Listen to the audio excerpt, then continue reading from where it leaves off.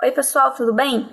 Meu nome é Flávia, eu sou aluna do programa de pós-graduação em Biotecnologia da Universidade de Ribeirão Preto, a UNAERP, e hoje eu vim aqui falar com vocês um pouquinho sobre desordens emocionais e câncer. Por que eu vou falar sobre isso? Porque nas últimas décadas, alguns pesquisadores eles têm relacionado desordens emocionais ou problemas de saúde mental com o início e progressão de doenças como o câncer, por exemplo. Essas desordens emocionais, esses problemas de saúde mental, eles podem ser estresse, podem ser problemas de relacionamento, depressão ou mesmo isolamento social. Isso porque já é sabido que o rompimento de vínculos emocionais ou de ligações afetivas pode desencadear respostas psicológicas. Essas respostas, elas podem induzir mecanismos para poder responder a esses estímulos, como frustração, cansaço, depressão, estresse, solidão, ansiedade, tristeza, e essa resposta, por sua vez, vai levar à secreção ou à produção aumentada, desregulada de hormônios. Hormônios são substâncias químicas que controlam diversas funções no organismo, que podem aumentar a incidência, a mortalidade de um grande número de doenças. Mas como que isso acontece? Então, essa resposta a esses estímulos estressores, ela começa lá no sistema nervoso central. O sistema nervoso central é responsável por receber e processar as informações. Ele é formado pelo encéfalo, que é o cérebro, e pela medula espinhal, e é protegido pelo crânio e pela coluna vertebral. Mas já quem faz a transferência dessas informações para o restante do nosso corpo é o sistema nervoso periférico. Então, ele recebe essa mensagem que já está processada pelo sistema nervoso central e distribui para o restante dos nossos órgãos. Ele é constituído por nervos e gânglios. Os nervos são responsáveis por unir o sistema nervoso central aos outros órgãos que se encontram ali na periferia do nosso organismo, que ficam mais distantes, através da transmissão dos impulsos nervosos. Já os gânglios, eles são junções, aglomerados de neurônios, e eles ficam localizados próximo à coluna vertebral. Eles se juntam com os nervos e eles funcionam como se fossem estações que ligam os neurônios a outras estruturas do organismo. Então, os responsáveis por transmitir a mensagem são os neurônios. A resposta ao estímulo estressor, ela acontece como resposta a uma ameaça física ou emocional à sobrevivência. Então, nosso corpo interpreta essa mensagem como uma ameaça à nossa sobrevivência. E aí ele vai responder ativando o sistema nervoso central, e isso vai fazer com que haja uma liberação de uma mistura complexa de hormônios e outras substâncias químicas relacionadas ao estresse, como, por exemplo, adrenalina, norepinefrina e cortisol. E eles vão ativar outras vias, como, por exemplo, o eixo hipotálamo-pituitário adrenal e o sistema nervoso simpático. Mas tudo isso acontece para preparar o nosso corpo para uma resposta rápida e imediata a esse estímulo estressor. Mas isso é prejudicial? Isso acontece o tempo todo no nosso organismo, essas respostas a estímulos estressores. Porém, o problema acontece quando essa resposta a estímulos estressores ela é constante. E aí nós chamamos isso de estresse crônico, que é quando o nosso organismo está constantemente ativado, constantemente preparado para reagir a esses estímulos e produzindo desreguladamente esses hormônios do estresse.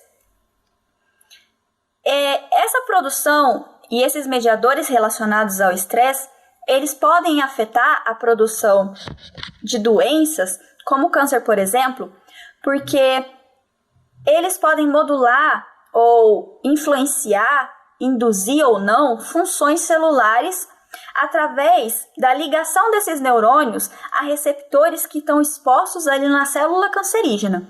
Então, a célula cancerígena, ela expõe receptores chamados receptores beta-adrenérgicos, e os hormônios do estresse, eles se ligam a esses receptores.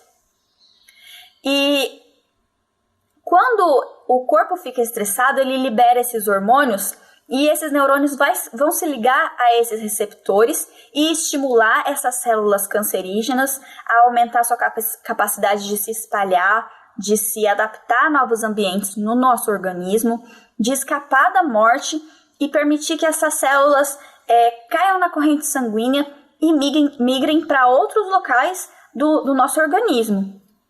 Alguns desses eventos são conhecidos como, por exemplo, angiogênese, que é a formação de novos vasos sanguíneos que vão funcionar como se fosse a comida daquele tumor. Então, vão nutrir aquele tumor para que ele continue crescendo e as células continuem se dividindo, se multiplicando.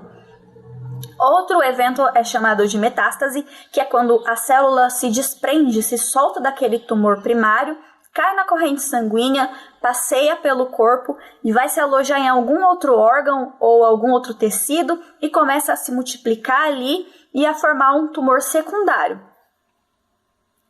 Mas como que esses estímulos eles podem induzir esse estresse agudo ou crônico?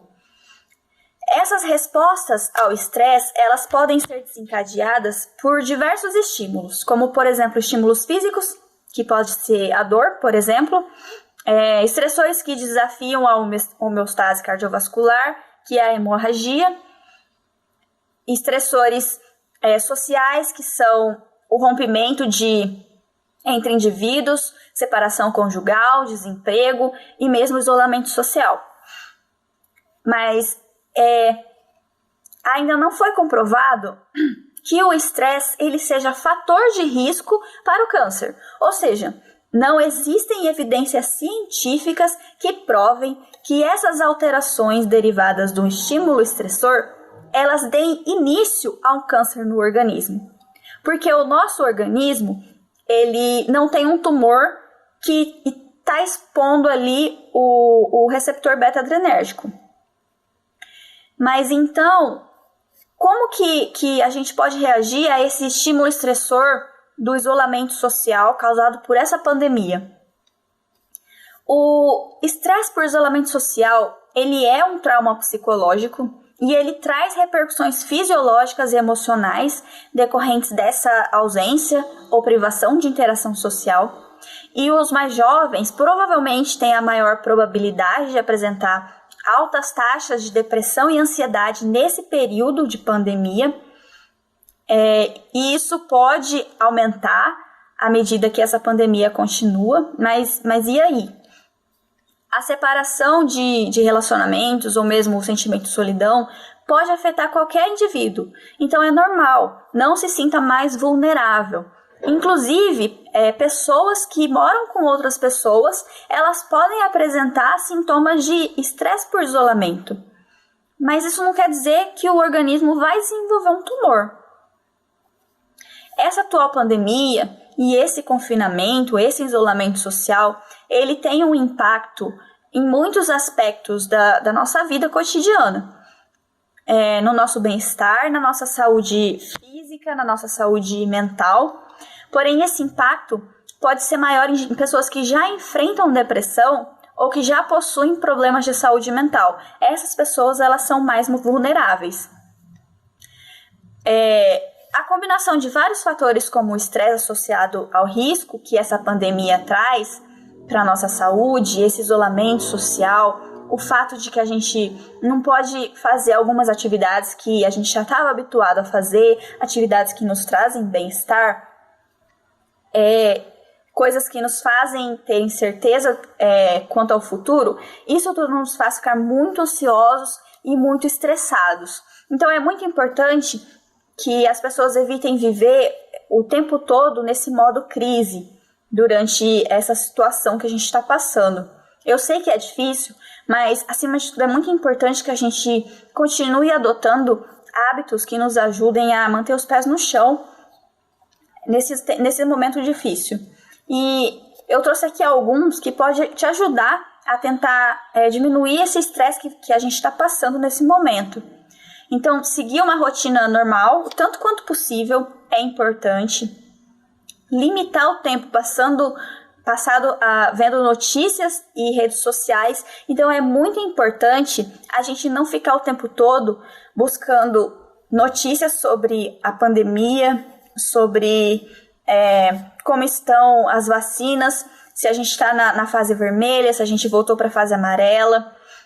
É importante a gente tentar se manter fisicamente ativo, fazendo algumas atividades físicas dentro de casa mesmo, adotar uma dieta saudável, tentar ter um sono de qualidade, evitar o consumo de álcool e drogas, tentar focar naquilo que a gente pode controlar, manter relações sociais com as pessoas que estão próximas a nós, as que estão dentro de casa ou mesmo as que estão distantes. Então, sempre estar ligando, sempre estar conversando com pessoas é muito importante para a gente não não entrar em parafuso, não ficar louco com essa pandemia.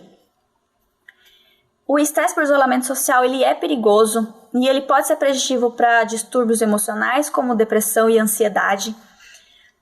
Porém, pacientes que exibem uma maior ocorrência de sintomas depressivos após o diagnóstico da doença, ou seja, a tristeza profunda, a perda de interesse, a ausência de ânimo pode afetar a progressão do câncer.